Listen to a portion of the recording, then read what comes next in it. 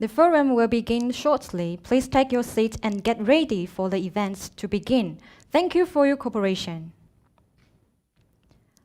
Ladies and gentlemen, welcome to the 2020 ICT Forum, Digital Transformation and Smart Cities Developments in EU and Taiwan. This is Virginia from EUxTaiwan, the moderator of today's forum. In the era of 5G, we know that the ICT industry is an important driving force for national and industrial development. And in this forum, we have invited speakers from the EU and Taiwan to talk about the prospect of the ICT industry with a focus on digital transformation and smart cities. If companies wish to find business or technical cooperation opportunities in these regions, it is important to understand the latest industry trends and development strategies so that companies are able to efficiently find the right market. First of all, let's welcome Mr. Brian Lee, the Deputy Executive Director of the Market Development Department at TAITRA, to give us the opening remarks. Hello, everyone.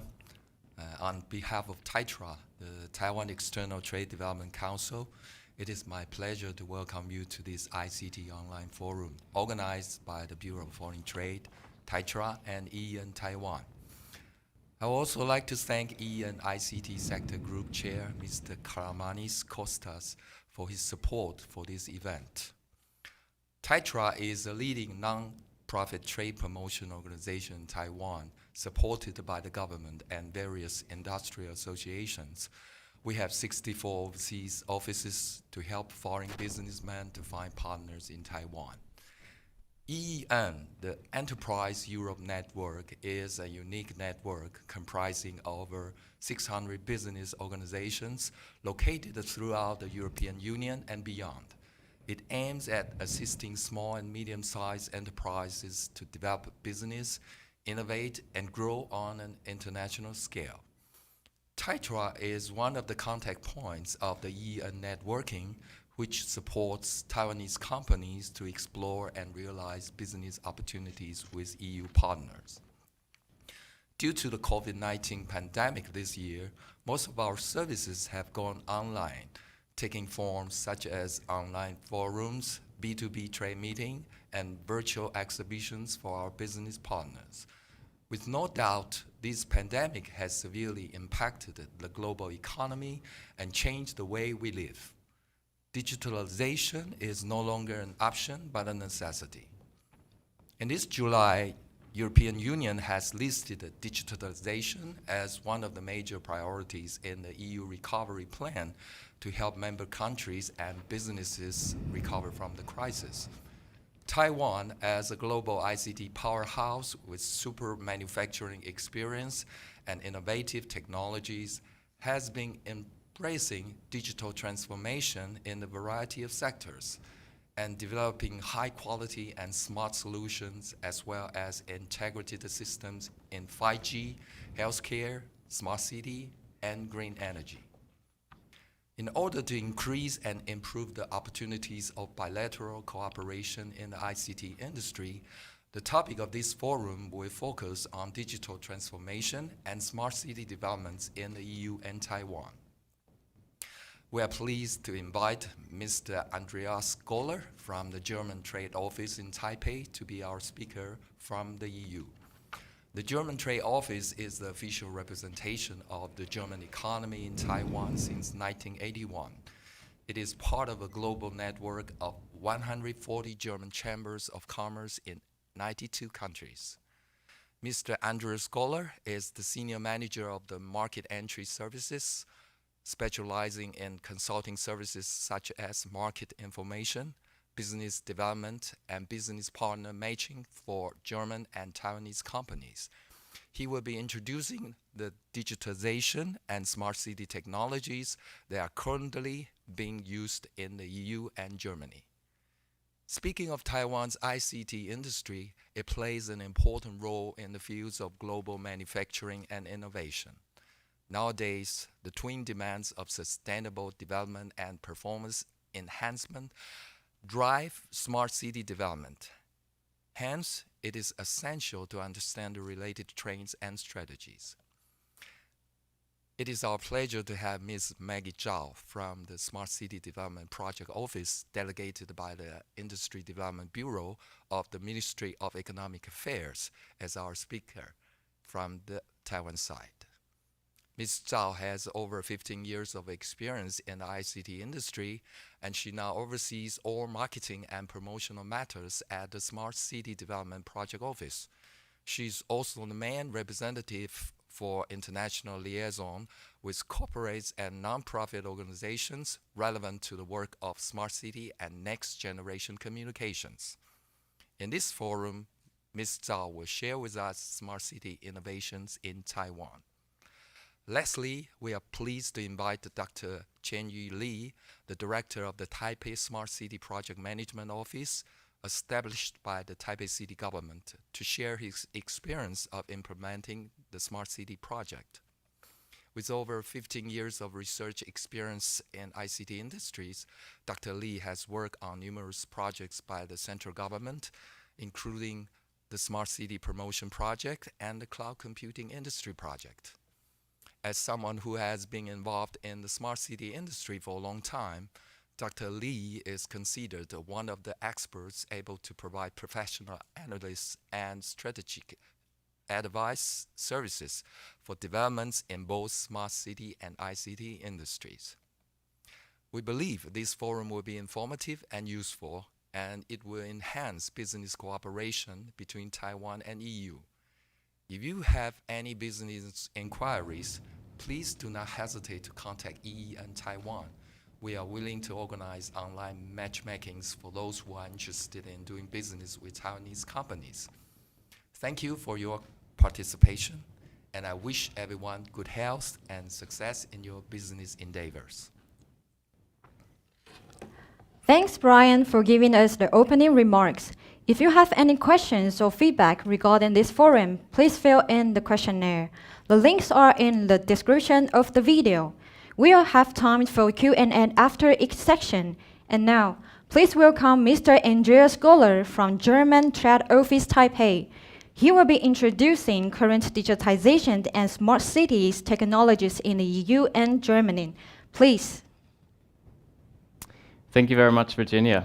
As just so kindly introduced, my name is Andreas Goller, and I'm in charge of market entry related services at the German Trade Office Taipei.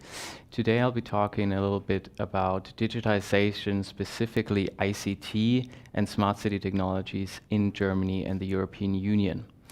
First of all, though, a few words on the German Trade Office. The German Trade Office Taipei is part of a trinity of German economic representation in Taiwan. Firstly, we have the German Institute Taipei with its economic office. We also have Germany Trade and Invest, which is a German investment agency. They provide very useful information for Taiwanese companies that are interested in investing in Germany, as well as German companies specifically who are interested in market information on the Taiwan market. They have wonderful, freely available information that I highly recommend you to check out if you feel addressed. Finally, there's the German Trade Office ourselves. We are part of a network of 140 chambers of industry and commerce abroad in 92 countries. And the German Chambers of Commerce abroad have existed since 1894 as an official representation of German industry and commerce in foreign countries. And by extension, all German companies are our members, and just within the foreign chamber network, we have over 50,000 memberships. In Taipei, we've been in Taipei since 1981. We are currently separated into the German Trade Office Taipei, which is the official representation of German companies here and acts as an intermediary between German and Taiwanese business, gathering relevant economic data and also serving as an exchange platform for German and Taiwanese companies. The service agency, D International, is a consulting branch under the German Trade Office, which provides services to individual companies as well as governments, including market entry services, trade fair services, legal advice, and more. So as the German Trade Office in Taipei, we promote government exchanges on topics including smart city, circular economy, bringing Taiwanese government delegations to Germany, and also German delegations to Taiwan, political as well as business delegations. And as part of our DE international portfolio, we also organize German pavilions at trade fairs in Taiwan and Taiwanese trade pavilions at trade fairs in Germany. We also represent 6 German federal states and their investment agencies. And we, of course, work closely with GTAI. We sit in the same office. And as such, if you have any questions, if you have any interest in developing your business in Europe or Germany specifically, get in contact with us. There's a lot of free resources we can provide and maybe be able to point you in the right spot to know what programs you can take advantage of and where you can find the best industry supply line for your industry and the best partners. A few words on German-Taiwanese trade relations. In 2019, there was 14.21 billion euros of trade between Taiwan and Germany, making Germany Taiwan's most important trading partner in the European Union. Taiwan, on the other hand, is Germany's 5th most important trading partner in Asia, which is astonishing considering the fact that Taiwan is closely trailing India on the 4th place, which is even more remarkable if you consider Taiwan's population of 23.5 million versus over 1 billion in India. So this really is a testimony to the high value of traded goods between Taiwan and Germany that make this possible. And the trade per capita is quite remarkable. There's a double taxation agreement between Germany and Taiwan since 2011, making conducting business between both economies even easier.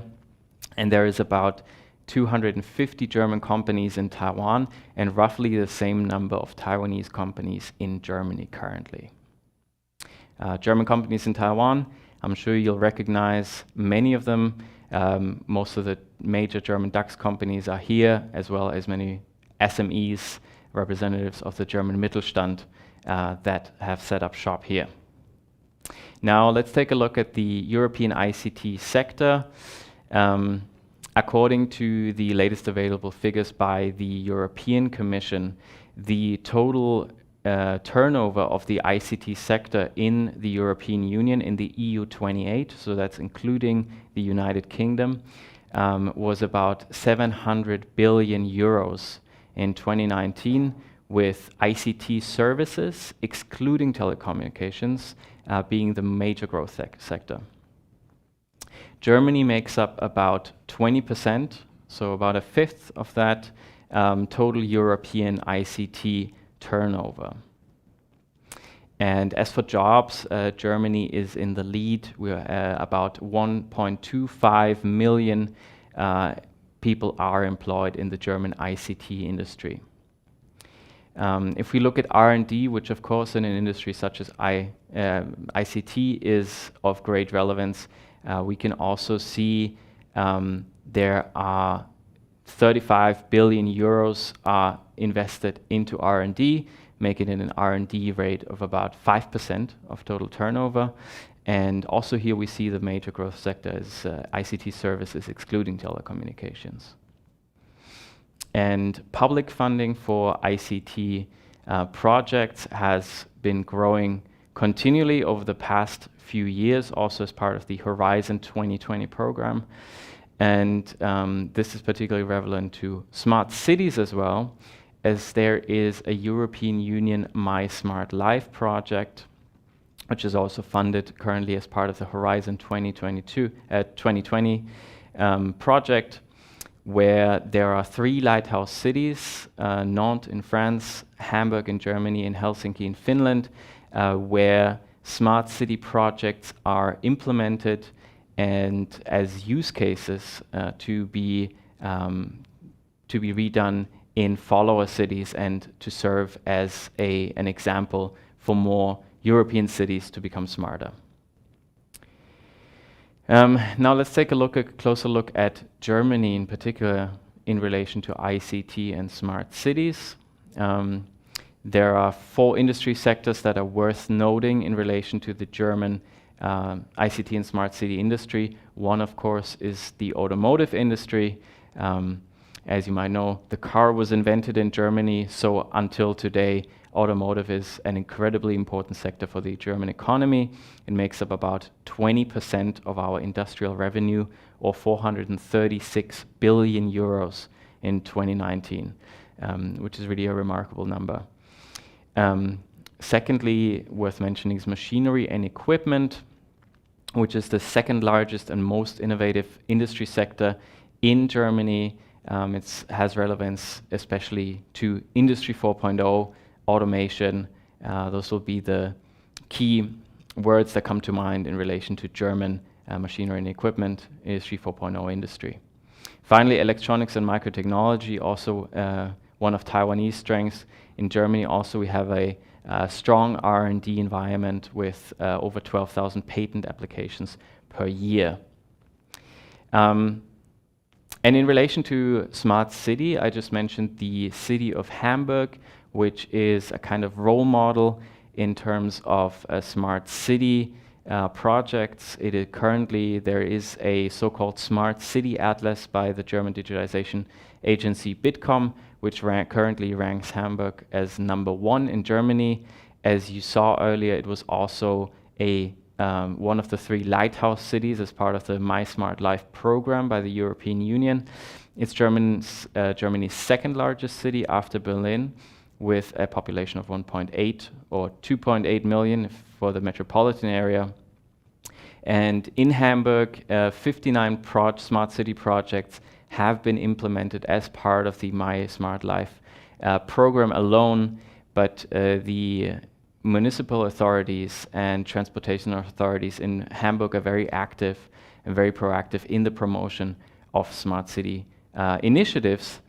And this is also part of the reason why Hamburg will be hosting one of the most important smart mobility events in the world next year. The ITS World Congress is scheduled to take place in Hamburg. 15,000 visitors are expected, 3,500 international delegates, 400 exhibitors. It will be the event of the year. Let's all hope that until then we'll all be able to travel there safely and take part in this fantastic event. This is the Smart City Atlas I mentioned earlier by the German Digital Industry Association Bitkom. It gives an overview of innovative and comprehensive digital strategies in German cities. So if you're thinking of getting engaged in the smart city sector in Germany, this is something worthwhile to look at to really see what municipal governments are doing in terms of smart city projects at the moment. Finally, I want to present some projects that the German Trade Office has been doing or still is doing in relation to smart city. Last year, when it still took place on-site with foreign exhibitors, we had a very successful German pavilion at the Smart City Summit and Expo in Nangang. We also organized a smart city project in North Rhine-Westphalia and Taiwan, which was an exchange summit between North Rhine-Westphalia, which is the largest and most populous federal state in Germany. And most importantly, at the end of this month, from October 26th to 30th, we'll have a smart city and sustainable mobility delegation to Taiwan, which was originally planned as an on-site delegation, but due to current travel restrictions, it'll take place as a digital delegation. We'll have a seminar on Tuesday, October 27th, which I highly recommend you to sign up for. We'll have some very exciting speakers from government and industry, both from Germany and Taiwan. It'll be very worthwhile. It'll be a great chance to meet some German companies who are not only interested in meeting Taiwanese partners here for the Taiwanese market, there is also companies who can help your Taiwanese products to expand on the German and European markets. So really for both sides, it's a very worthwhile event. I highly recommend it. Feel free to check it out on our website at taiwan.ahk.de, and you can sign up. It only takes 2 minutes, and it's a very worthwhile event. So thank you very much for your attention. Thanks, Andrea, for sharing. We have collected some questions for you from Taiwanese companies. Thanks to my colleagues. We know that the EU Recovering Plan will support EU nations and companies under the digital transformation and Green Deal policy structures, which are somehow related to digitalization and smart city development. What recommendation do you have for Taiwanese companies who want to get engaged in the European market? And what are the most important traded goods between Germany and Taiwan? Second, the COVID-19 pandemic has changed the way we shop online and offline. How has it impacted consumer trends in Europe? And what's the impact of the EU digital transformation policies on e-commerce trade layer? Last, if companies would like to start a business or invest in the EU as well as participants in EU and German ICT ecosystems, what tips would you share with them? Please. Thank you very much. Maybe I'll start with the most straightforward question, which is the most important trading goods between Taiwan and Germany. Last year in 2019, Taiwanese exports to Germany largely dominated by electronics. They make up about half of Taiwanese exports to Germany, and this is followed by steel and other electronic components. For German exports to Taiwan, chemical products are the leading category, followed by machinery and also, of course, automotive, each of which make up roughly 20% of German exports to Taiwan. As for what recommendations do I have for Taiwanese companies who want to get engaged in the European market, especially in an industry such as ICT and smart city, where you have to negotiate with a lot of stakeholders, be it from the government, industry, or association side, and be up to date with ongoing tenders and shortage in certain technologies.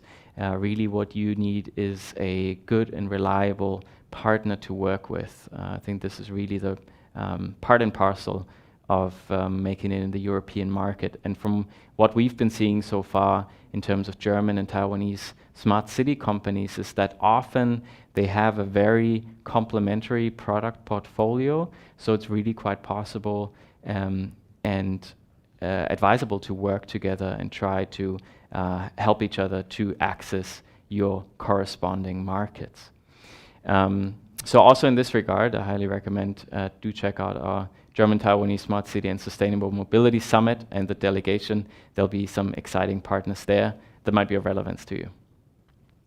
As for the question on consumer trends in Europe and e-commerce, I just recently read a study by PricewaterhouseCoopers which found that COVID, non-surprisingly, really caused a breakthrough in the usage of e-commerce in the European Union.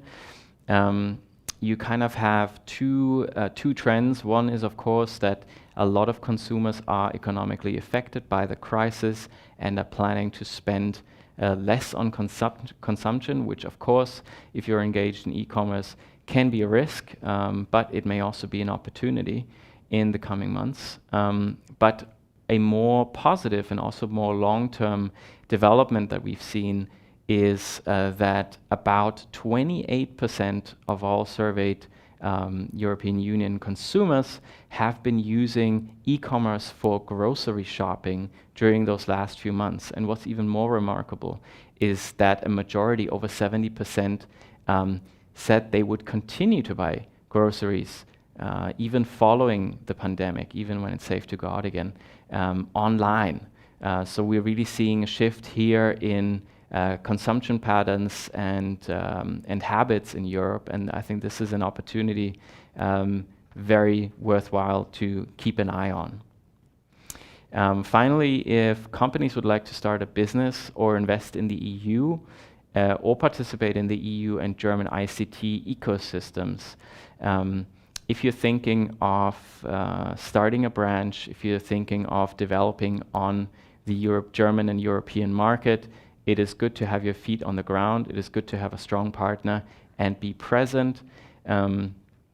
If you're thinking of starting a branch in Europe, Germany is a good place to start. It is the largest economy and lies at the heart of Europe, in the center of Europe.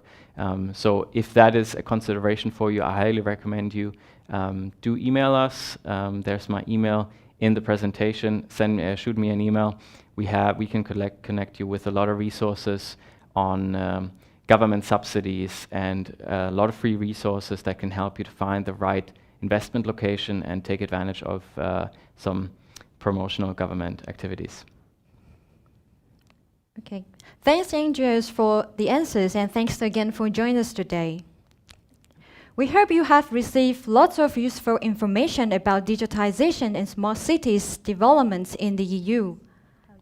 With strong R&D and manufacturing capabilities and IPR protection, Taiwan is an strategic destination for international companies and investors looking for reliable partners in global technology ecosystem. Due to the COVID-19 pandemic, many events unfortunately have to be cancelled. Before the start of the next sections, I would like to show you a video about Computex. Computex, which is one of the world's leading ICT, IoT, and startup business platforms, will take place on June 1st to 5th in 2021.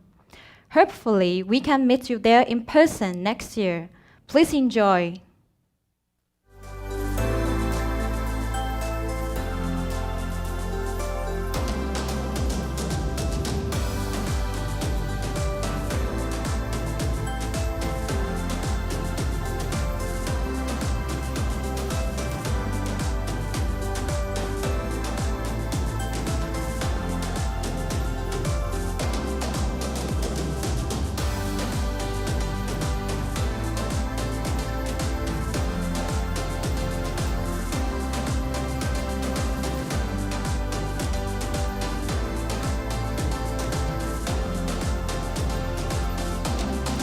AI is going to change 100% of the jobs of the future. So we are today in a really exciting place for AI to come in and change the way and scale and augment human behavior and augment human jobs. So it's a very exciting space to be in.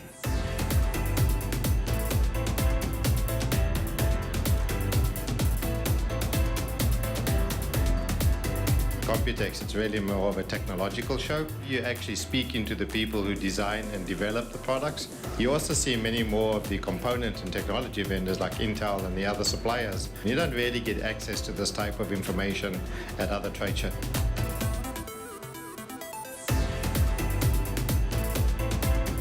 Taiwan has a great base for R&D and IT applications. Therefore, Computex in Taipei is in fact a great place to have this conference, bring different experts from different fields and let them share their experiences and prepare them for the future.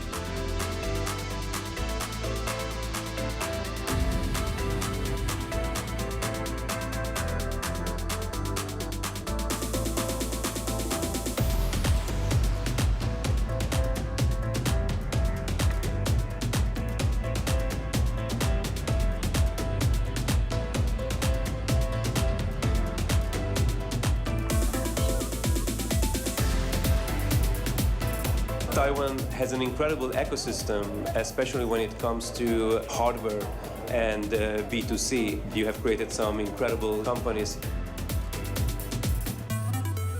我们有10个国家，30个 startup， 我们安排了接近200个1对1企业会议，所以我们还蛮开心，也蛮兴奋的。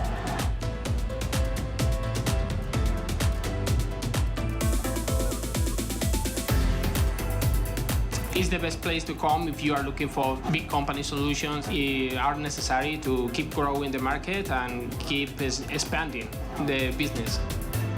For me, it's very easy to find all the manufacturers at Computex in one place.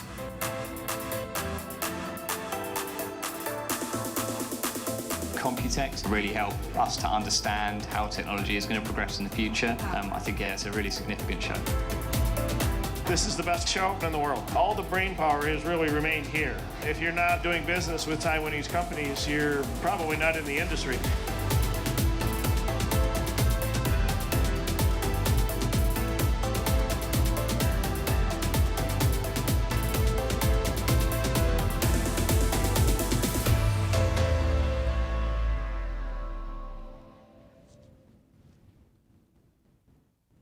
If you have any questions regarding Computex 2021, please contact Taitra Exhibition Department.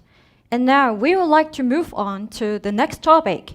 Let's welcome Ms. Maggie Zhao. She will be introducing Smart City Innovation in Taiwan. Please. Thank you, Virginia. Hello, everyone. This is Maggie Zhao from Smart City Project Office, delighted by the Industrial Development Bureau under the Ministry of Economic Affairs.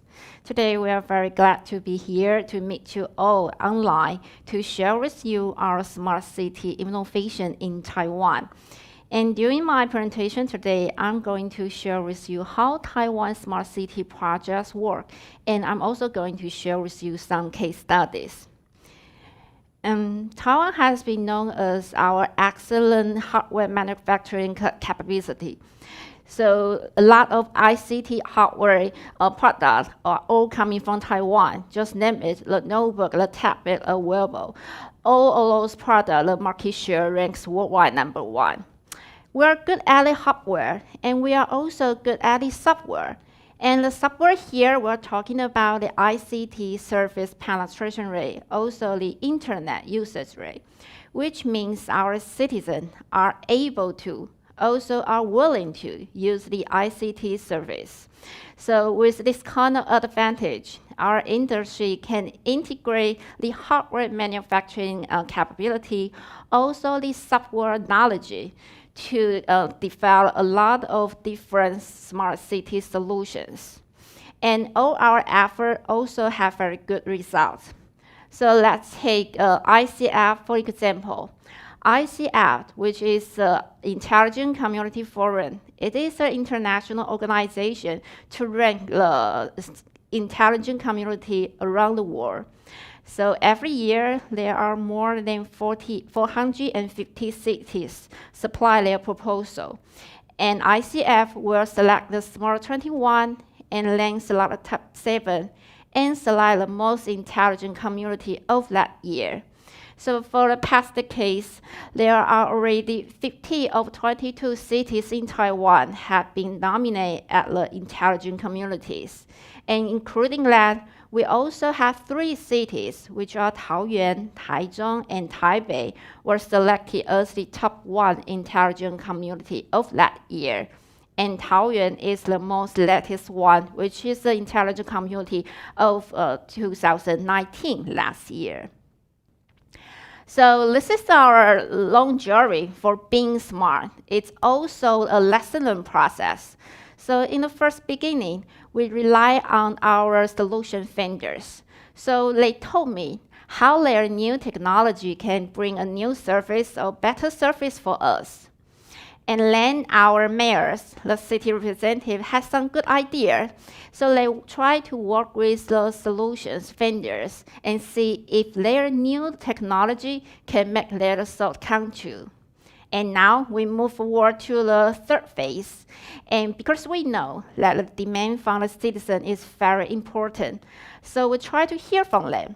So we work with the local government and we do the public opinion survey and SNS feedback. And we call it the public, private, and partnership PPP co-creation model. So this is our smart city project framework. So we collect the requests from the local government. We call it bottom up. At the meantime, we also think the central policy need to be adjusted For example, we think 5G or AI are very important topics that our industry should focus on. So we collect all the requests from the local government and the central policy, and we will issue the RFI. And then we will also encourage the company to submit their proposal, and they will organize the review committee and to select the best project of all those proposals. And we'll subsidize them in order to support them to do the field trials. And at the meantime, the reason that we select all those projects is not just to have many individual projects.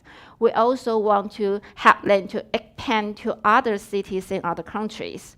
So we also establish an open API sharing platform to deploy the open API interface standard and other digital framework for service.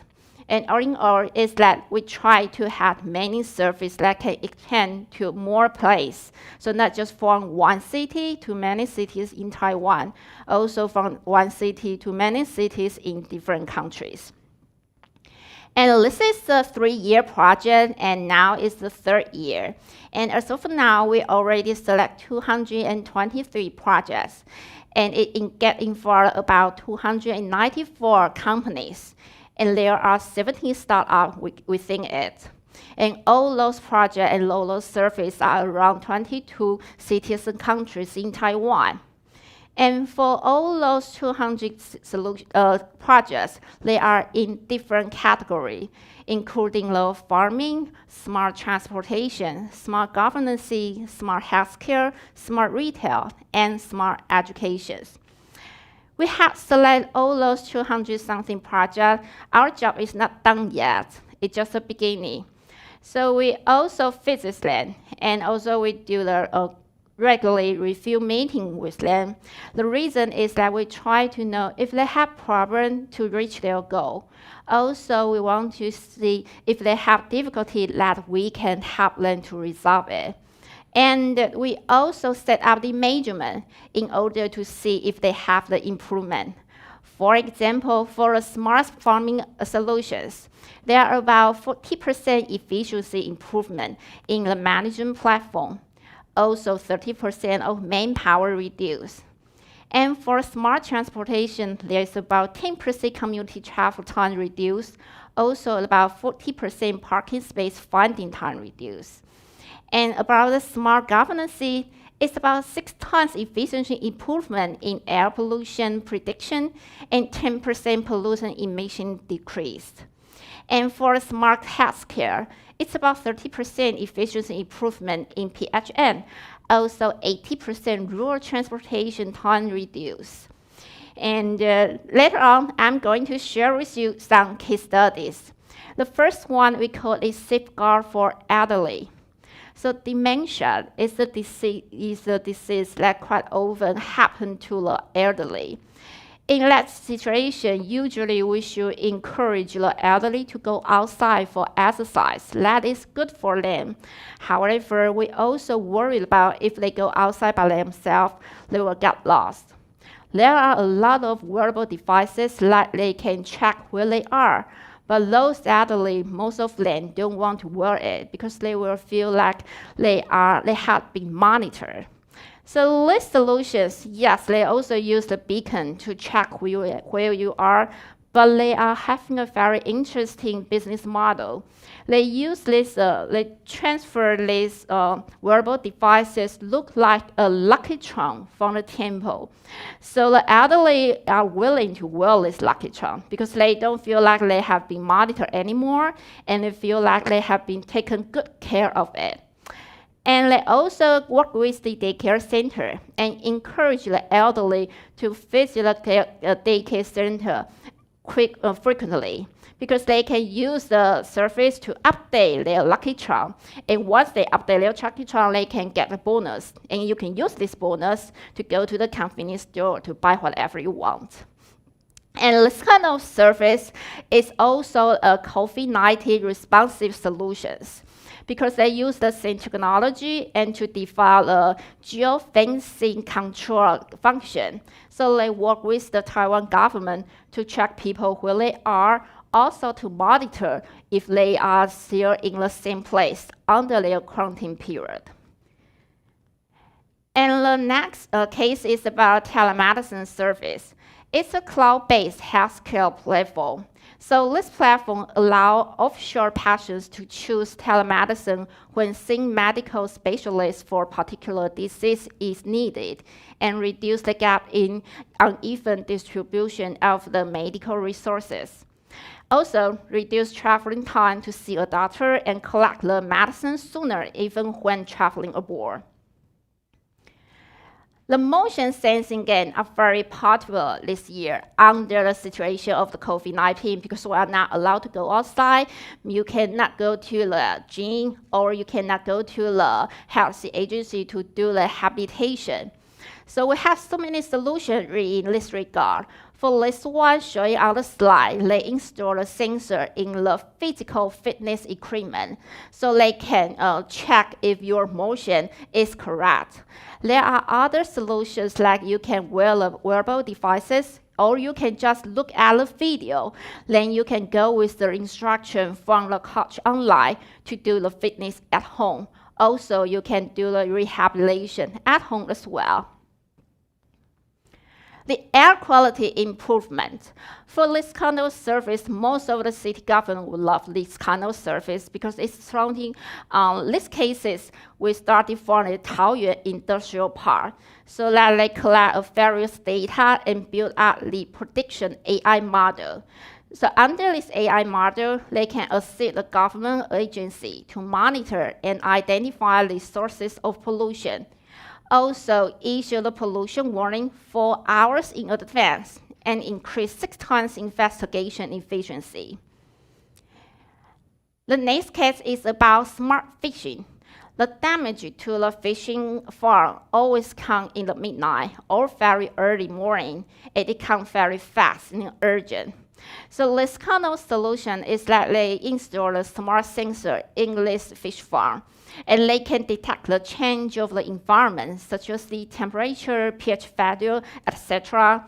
And they can monitor the real-time data by the app. And also, they will do some immediate actions for the emergency case. In that way, they can also increase the quality of the cases by 20% and also reduce the power consumption by 30%. This is our last case study I would like to share with you. As you may know, that Taiwan finished the 5G auction early this year, and 3 of our 5G operators have launched their commercial service. So we work with the Taiwan Mobile to develop this 5G stadium, which we also call is a smart baseball solution. The reason that we choose the baseball is you may know that baseball is our Taiwan national sports. And I suggest this year, Taiwan is supposed to be the only country that still have the baseball game.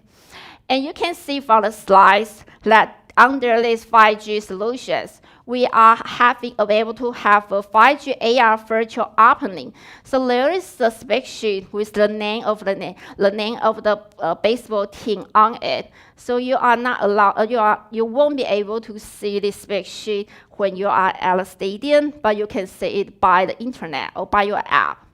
We use this final service. We can also do the manual environment monitoring. And we also have AR, VR interactive. We have 2 different kind of interactive solutions. One is for the player to do the professional training, and the other one is for the fans that they can have interactive reaction with their players. And of course, we also have the famous 3D replay and multiple angles. And if you are not at a stadium and you are at home, just wear this headset. You can also have the immersive experience, just like you are there. So this is another solution. We call it 300 VR live broadcasting. So we have so many cases, and we're not just here. We also try to do the global connections and business. So we join many different international exhibitions, such as the Mobile World Congress at Barcelona. Every year, we have our pavilion to demonstrate all different solutions. We also organize the global delegation. So we host the delegation and we invite all those delegates to go to our demo site so that they can experience different solutions by themselves. And of course, we do the business matchmaking meetings. And because of the COVID-19, we are not allowed to travel. So we also conduct 3D Smart City online exhibitions. So as of now, we already have almost 30 cases online. So we try to use a different way for you. Even though you are not allowed to come here by yourself, you still have some different interactive experience of our exhibition and of our solutions. And here is the introduction video of our online exhibitions. Hi. Taiwan has been enabling smart city technologies and solutions for many years, aiming to become a new model for smart cities in Asia. Under Taiwan Smart City Project Framework launched by Industrial Development Bureau, Ministry of Economic Affairs, Taiwan, we now have more than 200 projects running across 22 cities and counties in Taiwan. Due to outbreak of COVID-19, we are now looking for new ways to share Taiwan's smart solutions with the world. Here we have a virtual platform allowing solution seekers and visitors to get a glimpse of what Taiwan has to offer. So for example, if you search by categories, I'll go with tourism. And you can see with the boxes on the right side, and just simply tick the box. And then you will see the key elements that you want to know.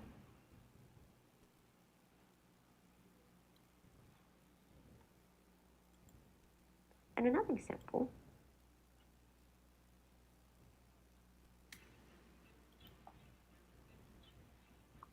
is the same. I hope you enjoyed this virtual platform.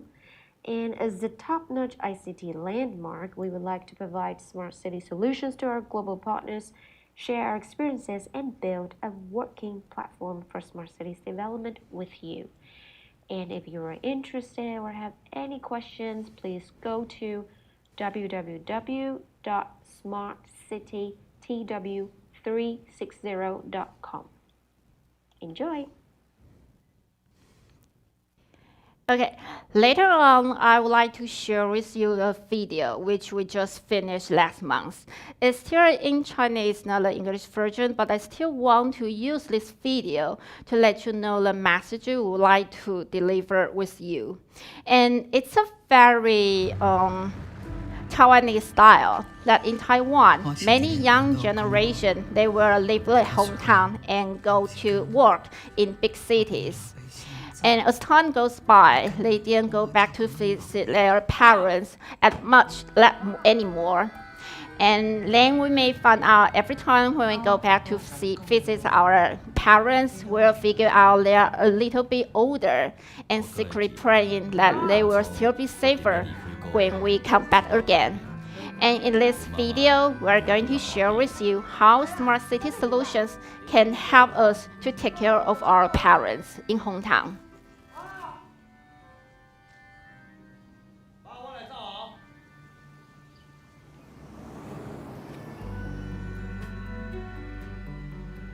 这几年伫咧都市生活，三不五时都会接到妈的电话，提醒我着爱照顾好家己，有闲的时阵着爱去转去食饭。好啦，我知啦。等一下，你阿妈转去。无啥物好通讲的啦。通融一下啦，通融一下啦。走，走，走。喂，妈，啥物代志啊？好啦，我知啦。逐摆我拢应讲，好啦，我知啦。电话挂掉了，就将伊话放袂记啊。你这阿妈可是较好相啦。心内敢若想讲家己要成功，毋知影倒一天才会当倒转去。我来就好了，我来。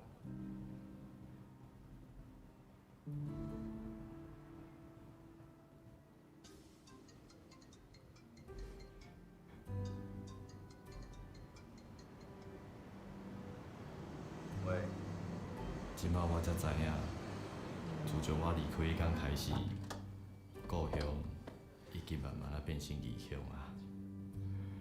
妈，当我转去的时阵，所有的人，虽然我是谁，都拢已经放袂记啊。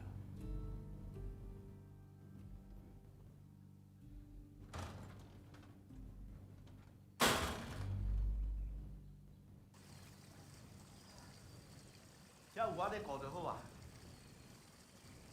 你若莫来插吼，啥物代志拢袂发生啦。我老爸，我是想讲要带你甲妈来我遐做伙住。你妈也等你几年啊？即摆啥物拢袂认得啊，住倒敢有差？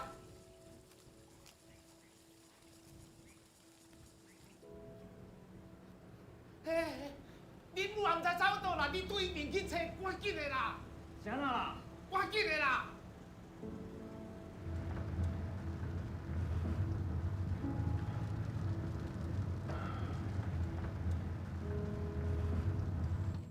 妈，妈，你哪会学袂乱走？你是要走去对啦？我是要去找阮囝啦，我有一寡代志要甲伊交代。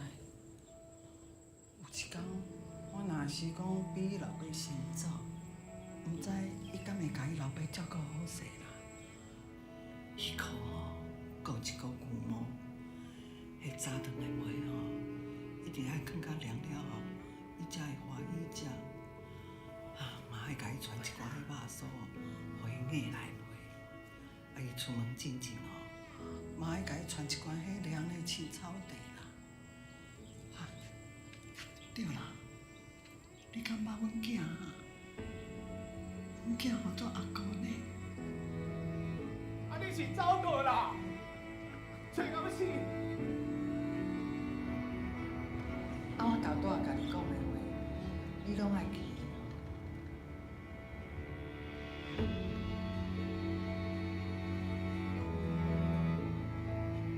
好啦，我知啦。即摆我袂阁放袂记啊。愿意互你为我甲操烦，互我甲你藏伫心肝内挂念。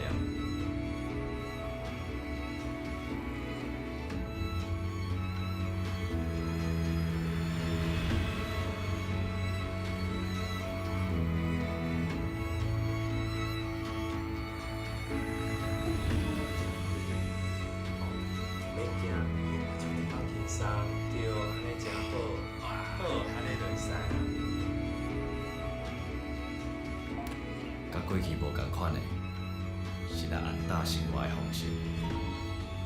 就算讲我袂当常常陪在你的身躯边，我嘛会当放心，因为我知影，毋管我伫倒位，咱的故乡，我会敢甲恁照顾了真好。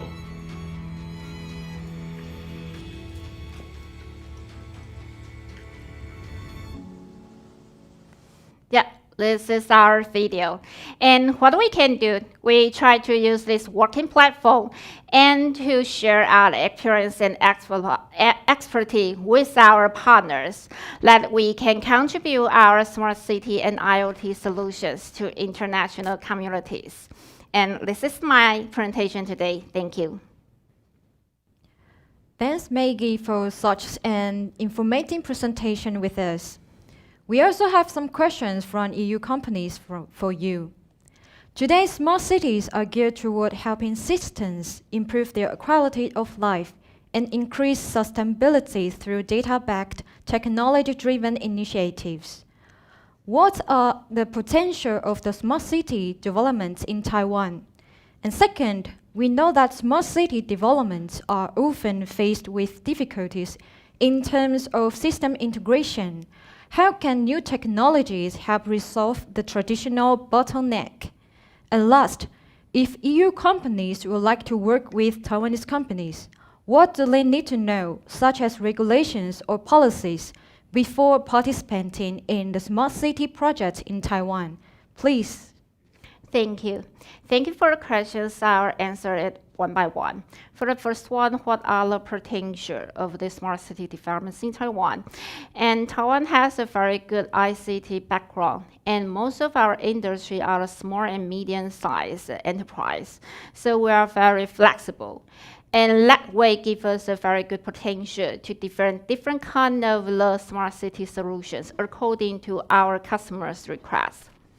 And the second one, the system integration, is a very good question because we may face some kind of situation. The system integration in terms of different technologies integration, also the different data resources integration. And that's the reason we also established an open API sharing platform in our projects. I would like to share with you cases for the Tainan City. In Tainan City, they have a smart parking solution from 3 different solution vendors. One is using the NB-IoT, and the other 2 are using the Sigfox technology. But all those 3 companies all need to connect to the same platform. And they need to provide their data to this platform so that the Tainan City government can collect all the data from these 3 different companies, and they can do the analyze, also do the overall management.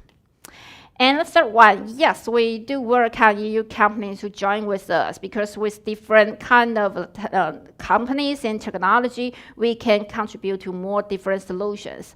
But in smart city solutions, we think that the customized and localized are very 2 important elements. So we will recommend the EU company before going to Taiwan, you may get to know more about the culture and the preference in Taiwan City. That will be easier for you to join this project in Taiwan.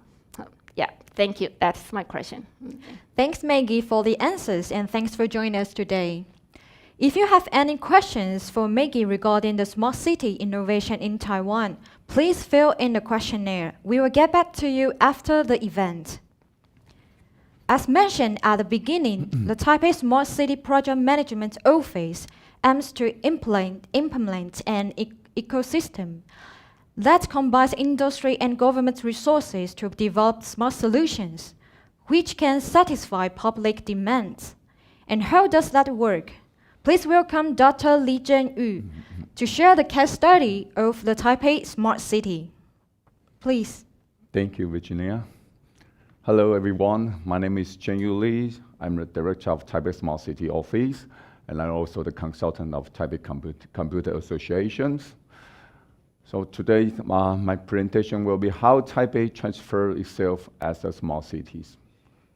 And thank you for listening to my talk. Oops. Okay. Okay, before I start it, I'd like to spend some time talking about the definition of smart cities. Because if you're trying to do the smart city concept in your cities, I believe that's the most important thing. What exactly is smart cities? I think there's a lot of different definition of smart cities. Most of definition mention about the ICTs, how you use the ICT to improve everything, and lots of different, definitions. But for the Taipei, actually, it's very simple. In our concept, smart city is to solve the problems. So we believe that if we can figure out what exactly the problem is and try to solve the problem, then we'll make our city smarter. Because we believe that the smart city it doesn't have any goal. That means you won't achieve there and okay, we become a smart city. It's not like that. More like a journey. So you have to improve yourself day by day. So I think that the most important concept for the Smart Taipei project is to solve the problem and make everything sustainable. So actually my office started 5 years ago, and in our first year, we tried to figure out what exactly the problem of Taipei. So we spent a lot of time to thinking about this. And we realized that the first problem we face is the city hall government itself. That means, actually, we don't, as the previous speaker mentioned, actually in Taiwan we have very strong ICT industry. We've had lots of different smart solutions. So the fact is we don't lack any smart solutions. And the real problem is we don't have, our public sector, we don't have innovation abilities. That's why we always say, the government is so conservation. Yeah, I think that's not for Taipei. Probably it's a very common problem for all the cities. And we figure that's the first problem we need to deal with. So how exactly we do with that? So in the past 5 years, actually, we built up a different mechanism to deal with the different problems. So my office was started 5 years ago. Our major mission is trying to trying to change the culture of Taipei city government, and how exactly we can do that. We have two major functions. The first one is we still play the traditional smart city ways. It's very important ways. We play the consultant for the different agencies. So we help them to improve their smart solutions. It really exists. But we built up a new mechanism. We call it the bottom-up mechanism. I know that bottom-up is used a lot, but it's a little bit from other concept of bottom-up. The bottom-up mechanism we're using here, actually, we try to provide a different system that make the different agency can be able to do anything with innovation, because we know that the innovation always comes with risk. If you don't deal with the risk, that means no public servant, they will do anything new. So in the past 5 years, we engaged more than 500 vendors to work with Taipei city government, and we facilitate more than 200 projects. Most of them are proof of concept projects. I will give you some of the showcase later. And we really changed the culture, because in our system, we don't force agency, the department, to work with us. We convince them to work with us. We give them credit and give them motivation to work with us. And currently, almost every agency, they're willing to work with us. So that's we believe that we already succeed with the change culture. So as I mentioned, actually the real thing we want to deal with is not the infrastructure, it's not the solutions.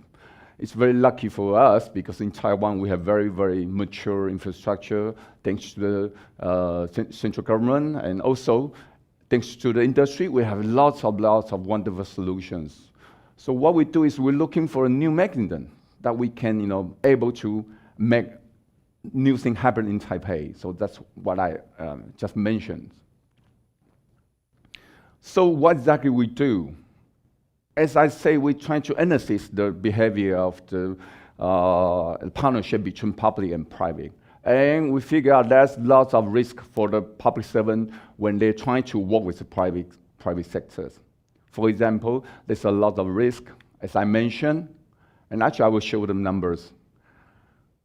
In our experience, the failure rate is more than 85% if you want to do some innovation solutions. So if you don't have any mechanism to helping the public servant to be able to accept failure, that will be a disaster if you force them to do that. And the second thing is actually, you need to deal with a lot of new technologies. That's beyond their abilities. So it's very difficult for the people from the different agency department to deal with the new technologies. So what we do is we establish a new mechanism, we call it a bottom-up mechanism. What we do is we accept proposal from private sector, and we help them to define the scenario. The scenario is very important because you need to know what exactly the problem you want to deal with. Lots of vendors, lots of companies, they probably can provide very, very nice technology, but in most of the time, technology is not the issue. People is the issues. And you need to understand what exactly problem you want to solve. So we help them to define the scenarios. And when the scenario is fine, we will try to negotiate with the department. At this phase, actually, we need to, work with the department. We don't force them to do new solution. We want to listen to their idea, listen to their opinion, and work with them, become the partnership. It's very important. And if everything works well, it will become the proof of concept project. The proof of concept project, we're talking here, it's a new concept for it's not like a pilot project, because in this kind of the project, we don't spend any public budget on it. I mean, it's a partnership between private and public. So that means, the private company, they won't get budget from city government in this phase. This is very important because we need to deal with the failure problem. If we spend budget on it, and the project cannot be failed, so that's another problem. So I will show some of the numbers we have done in the past 5 years. As you can see in the, probably that's a laptop. In my left-hand side, laptop side, there's a number of our success rates. Actually, for our total about 200 projects, in those 200 projects, only 31% they were finished. That means about 53% of the project, they were pending because of any of the reasons. Probably they don't have a resource, probably they can, they just have a very nice idea, but they actually can deal with the problem, and lots of different reasons. And in this 31%, only about 47% that the result, we call it the outstanding ones, because in almost half of the project, even they finish the project, but the results are not good enough to become the policies. So totally, there's only 15% of the project that works. So that's very terrible numbers, because that means if you don't have any mechanism to protect your public servant, that will become a disaster, because for the 85% of project, they will fail. And they will cover it if you don't do anything. So that's very important. And another important thing is, for every case, actually we spend more than 6 months to deal with the scenario part, to negotiate with the department. So actually it takes lots of efforts. So it cannot depend on the people from the department, because it's overloading. So that's very also important. So that's why we are so important in this mechanism. So as you can see, we receive lots of different awards globally. So we have some awards about our solutions, but most interesting is we get a golden award, because our mechanism in 2017.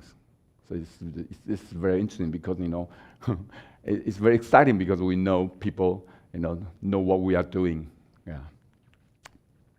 And Charles Anderson, who is one of my best friends, he's the expert in IoT. He called Smart Taipei. It's a game changer, because he believes we propose a very, very different mechanism, trying to make the city can be work with, differently with others. Yeah. So actually, I think we really do have achieved something, because in last year, actually, we ranked 7 by the IMD. Yeah, that's, because that, honestly, in about probably 5 or 6 years ago, when people want to rate small cities, no one will mention about Taipei, so probably we really do something right, probably.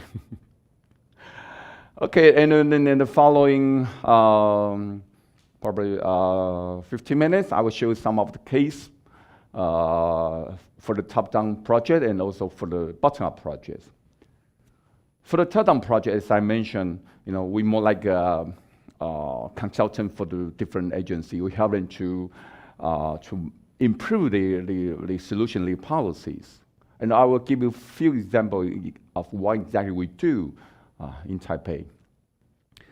And the first case is about the transportations. In Taipei, we have very mature public transportation system. We have a very mature metro system and bus system, and also the biking system. Actually, we include the bike sharing system into the public transportations. And we also want to encourage that the private sector can be proposed all kind of a new idea to improve our traffic, our transportations. So that's why we propose the 4G concept. It's a sharing and green transportation in Taipei. As I just mentioned, U-Bike, that's a very mature system in Taiwan. It become the part of the public transportation. So our strategy here is we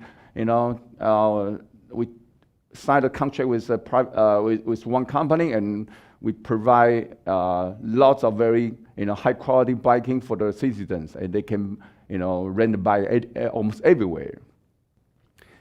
But we use the different strategy for the motor sharing, car sharing, and parking sharing, because we know for those sharing systems, it's not the necessary part.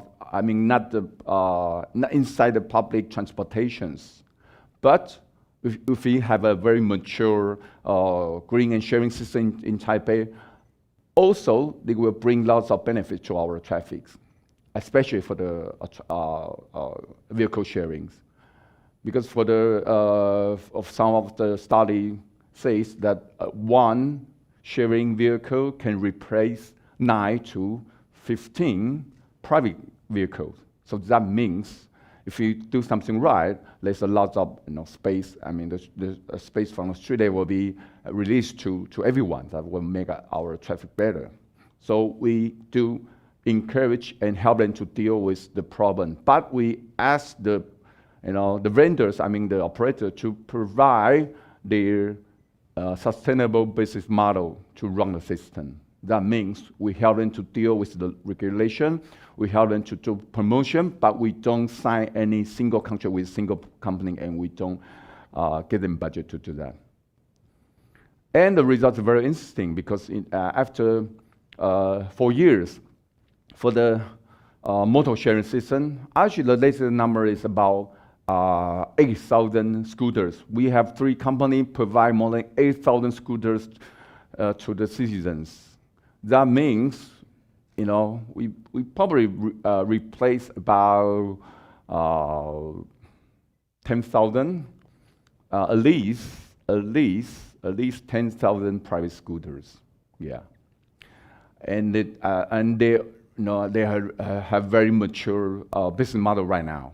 So everything going fine. We help them to deal with the regulation and help them to promote. That's all. But for the car sharing system, actually, lots of companies trying to provide a car sharing system in Taiwan, in Taipei. But until now, they cannot figure out the sustainable business model. So we still trying to work with the vendors. But it also means that we don't have a good business model for people to provide this kind of a service right now. So we don't want to force them to do that, because that's probably not the essential need for the citizens. And the parking solutions, currently we have one company that's trying to provide a parking sharing system in Taipei. And we look forward to they have a very good business model to provide a service to the citizens. And also there's another case for the Tapjang. Actually, we do lots of smart street lights solutions, and most of the solutions they probably deal with the traffic problem or environment problem. The reason we do that because we don't want the street light to become power consumption solutions. We want to know what exactly we can do with the street light and how exactly the problem they can deal with. That's the major point I just mentioned. So we do lots of different solutions on the street lights. We're still trying to figure out why we can do that. So yeah, I will let you know if we have a conclusion about the street lights. And I also want to give you some of the example about the bottom-up projects. As I mentioned, for the bottom-up projects, the vendor, they can almost propose everything to the city government, to us. So, it's very, very, very interesting and very crazy because there's lots of different ideas and lots of different solutions to come out, and it's very interesting actually. So it almost includes everything. But due to the time, I will just give you some of the showcase about the bottom-up projects. And in the past, we do 3 times of the tasks about the autonomous vehicles, especially for the autonomous bus. The reason is very simple. We want to know how exactly, how the maturity of the autonomous bus and how exactly the scenario looks like. So we spend lots of time to talk with the vendor and also test the bus. And we realized probably we can provide midnight autonomous bus service for the citizens, because that's the base scenario we can figure out right now, and we really do the task right now. So that's I believe that we already entered the third phase, that the vendor, they're already trying to operate the autonomous bus in our Xinyi bus only lands. We have very nice bus only land. They can test the autonomous bus there. And after the project, and we will do lots of opportunity assessment to helping not only for the vendors, also for the city government to understand what is our next step for the autonomous vehicles. And there's another case about the detecting of the empty parking space for the for the citizens. Due to time, I'll skip this one. And we also do lots of different projects. This one is about how to detect the Wi-Fi via very simple sigfox sensors. And also we do lots of lighting, small lighting sensors. This one is very special because we want the people cannot feel that we try to save some energy from the lighting. Okay, or we also do lots of robot and AI projects. We do almost all kind of the AI robot projects. But honestly, none of them work very well. So that means probably we're looking for a better scenario for the robot who can provide a very nice small solution to the citizens. And also we do lots of IoT connection experience. For example, we have tested LoRa about 3 years ago, and sigfox and 5G this year. And then for this case, it's very interesting because in 3 years ago, when we tested LoRa, we realized that LoRa actually cannot use in the urban area, but it can use in the open area. So we do different tests by the LoRa. So for the inside the urban area, we do a pilot project with the tracking about of the dimensional elder, elder who have a dimensional problems, and we also use the LoRa in the open area, such as the feature reservoir, and very interesting because in the urban area, as I say, it doesn't work at all. So we told the department of the department social affairs that they can use the LoRa in tracking the elder, but in feature reservoir we use the LoRa to replace the satellite communications, and it really saves money. Yeah. So that's a very interesting case. It works in a way, but it doesn't work in other ways. And we also do lots of waste management systems. Yes, for example, the intelligent trash cans. We have a couple of cases about trash cans. Okay, and this case is very spatial because in our in our 190 projects, we have about 10% project we work with the foreign companies. That's one of the case. In this case, that it's a company from the French, and they have get subsidies from the Horizon 2020s, and they provide a solution to Taipei, and we do the the first I think their first Asia pilot project in Taipei. What we do is we're trying to use the sensor to detect the structure of the bridge, to monitor the bridge. It's very important because until now we don't have very digital way to monitor the bridge structure. So that's also another very classical case about the proof of concept projects. So I encourage you, if you have any new idea, feel free to talk to us, and probably can work with us through the GoSmart platform. I will show the GoSmart platform later. And also, this is another case I want to mention. We do a very fantastic task in Taipei. That's the AI camera.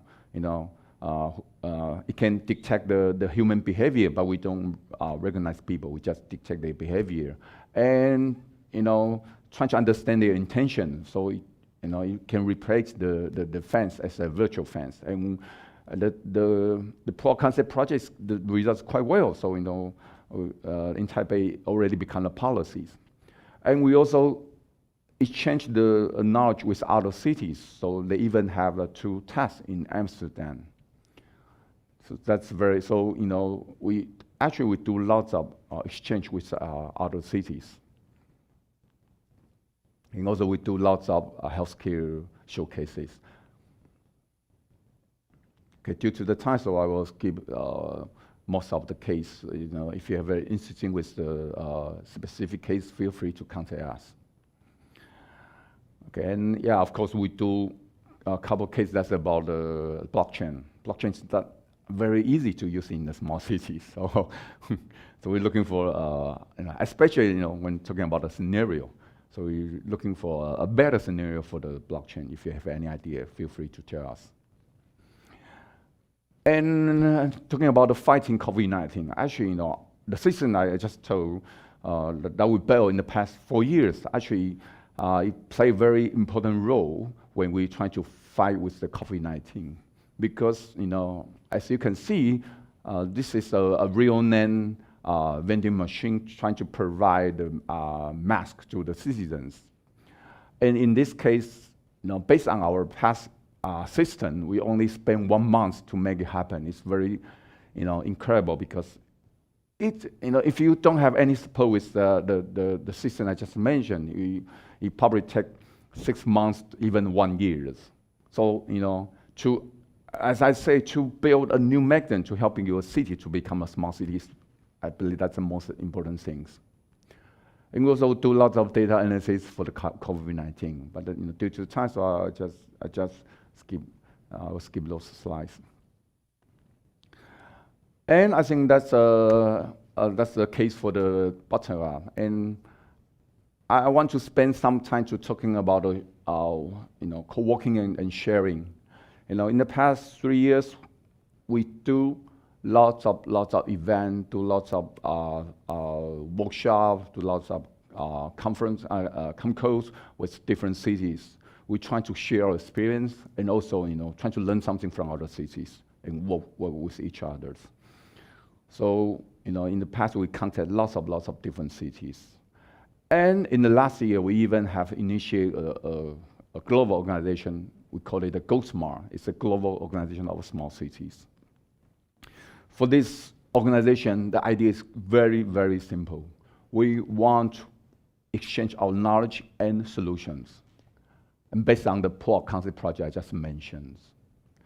So that means we very encourage people to provide a solution through our platform, and also encourage city to be able to work with those vendors through our platform. And we can start with the pilot project. You don't need to, really pay for the budget, but at least we can do some very small size, we call it not a pilot, but more like a proof of concept project to prove the concept works. And currently we already have 80, I believe the latest number is a little bit higher, but yeah, it's at least almost 90 industry members and more than 93 city members and others.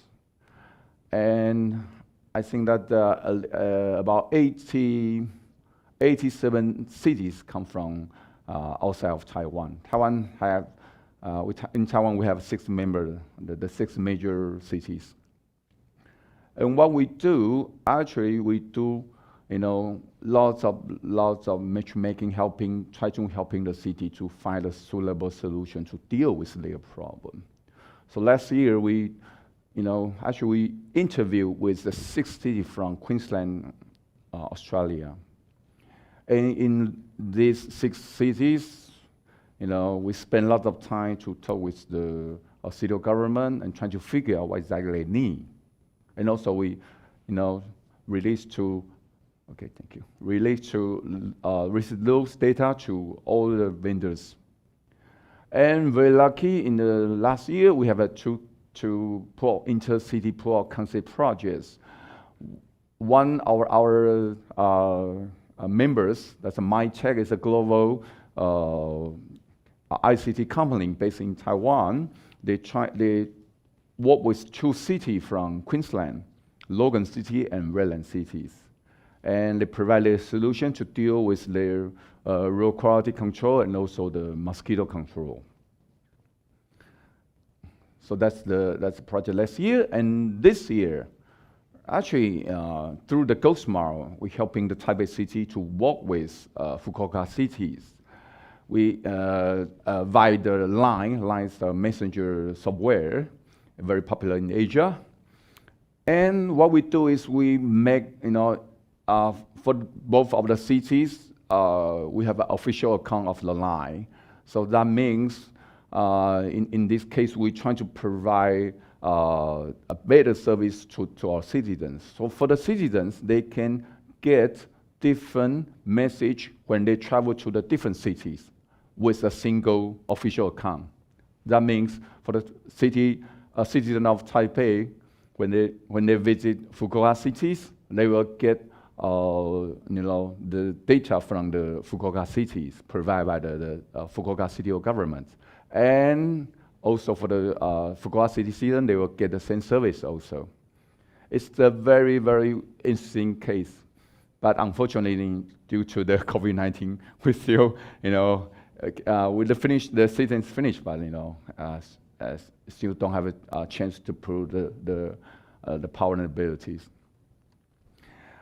I think it's all my presentations, and we very encourage you to propose your idea to us. And if you are the foreigner company, I also very encourage to join the Go Smart. Not only make you can work with the Taipei city, but you also can work with a lot of different cities globally. So if you have any further question or comment, feel free to contact us. Thank you so much. Thanks, Dr. Lee, for this valuable experience sharing. We have some questions posed by EU companies for you as well. According to the IMD Smart City Index, Taipei is ranked as the 7th smart city globally last year. What are the key points that you think help to achieve this result? And as we know, Taipei has many sister cities as Plug-in Czech Republic, Warsaw in Poland, and various other cities in the EU countries. What strategies can be applied for enhancing cooperation in smart city development? And last, could you recommend any exhibitions or events related to the Smart Cities project in Taiwan for EU companies to participate in? Please. Okay, thank you for the questions. I think the answer for the answer for the first question is quite simple and difficult. I think the key point is, you need to figure out the real problem of your cities. Everyone, every city faces the different situations. So for the Taipei city, we're trying to make everything transparent. So I think the key point of Smart Taipei project is we willing to face the truth, and we're willing to accept the value, and we try everything to achieve that. So I think that's the major point of, the major concept of Smart Taipei projects. So for your cities, probably you need to figure out what exactly you need for your cities. What is the, real problem of your cities? Try to, and don't hesitate to exchange, to talk with other experts, other cities, and then that will make you, become the smart cities. And the second one, I believe that's why we initiated GoSmart. GoSmart is a mutual platform for everyone. It's not built for the Taipei. It's for everyone. So that means, we're very willing to share, and we know the how to, reach other cities, because as our experience, it's very difficult to work with other cities. So we're very willing to build a platform, and we're willing to share our knowledge, our solutions. We also, wish everyone can share their knowledge and solution in this platform. So please join us through the GoSmart, and we will do what we can do. Probably we also can learn lots of things from you. So I think that's the major strategy for the Taipei. And I think for the third question, there's two very wonderful, interesting expo. The first one is a Smart City Expo Barcelona. I believe a previous speaker already mentioned. Another one is a Smart City Expo in Summit, Taipei. I believe that they are the two biggest Smart City Expo in the world. So actually I do learn a lot from these two expos. So I very encourage you to join. At least join the Taipei one. And we have a very, once again, we have a very nice virtual platform called GoSmart. You can also, learn a lot from that. Okay, thank you. Okay, thanks Dr. Lee for the answers, and thanks for joining us today. The forum has come to an end. If you have any further questions or feedback, please check the links in the description or contact EUxTaiwan directly. And last, on November 3rd, EUxTaiwan will hold the online related healthcare industry forum. This time, we have invited the speakers from National Cheng Kung University Hospital and leading ICT companies and startups such as Wistron Medical, ASUS West Shortage, ASUS Life, and also Magic Lohas to share their smart applications and new technologies in healthcare service. Please follow EUxTaiwan for the latest news. We look forward to seeing you in the next event. Have a lovely day. Thank you.